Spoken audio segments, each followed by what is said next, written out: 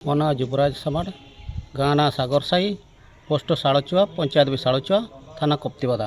ଏଇ ଯେଉଁ ଗାଙ୍ଗୀ ସାମଡ଼ଙ୍କର ମୃତ୍ୟୁ କେବଳ ପାଣି ସକାଶେ ତାଙ୍କର ଜୀବନ ଚାଲିଗଲା। ଯଦି ଆମର ଗାଁ ମୁଣ୍ଡ ଗୋଟେ ମୁଣ୍ଡର ଅଛି ଗୋଟେ ଟ୍ୟୁବୱେଲ୍, ଆଉ ଗୋଟେ ମୁଣ୍ଡର ନାହିଁ, ଯାହାକି ତାଙ୍କ ଘର ପାଖରୁ 500 ମିଟର ଦୂରତା।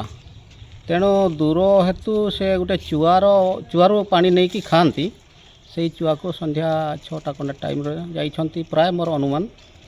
ଆଉ ସେଠି ଗୋଟେ ଜାଗାର ଖାଇବା ପାଣି ଆଉ ଗୋଟେ ଜାଗାର ଧୁଆଧୋଇ ପାଣି, ସେ ଧୁଆଧୋଇ ବେଲା ବାସନ ଧୁଆଧୋଇ ପାଇଁ ଯାଇଛନ୍ତି, ମାନେ ଗୁଡ଼ ଖସରି ଯାଇକି ଯାହାଫଳରେ ତା ଜୀବନ ଚାଲିଯାଇଛି।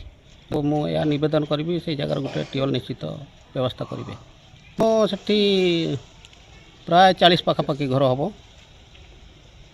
ନା ସେମିତି ମାନେ ସରପଞ୍ଚକୁ ଲେଖିକି ଦିଆହେଇଛି।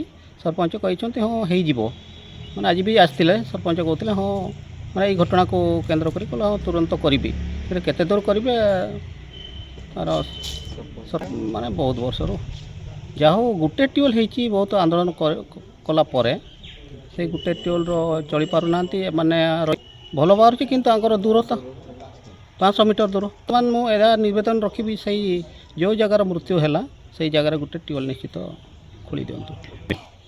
ସରକାର ତ ଏମିତି ପ୍ରତ୍ୟେକ ମାନେ ଏତେ ଭୋଟ ହେଉଛି, କେତେ ପ୍ରତିଶ୍ରୁତି ଦିଅନ୍ତି, ଏଇଟା ପ୍ରତିଶ୍ରୁତିରେ ହିଁ ରହିଯାଉଛି।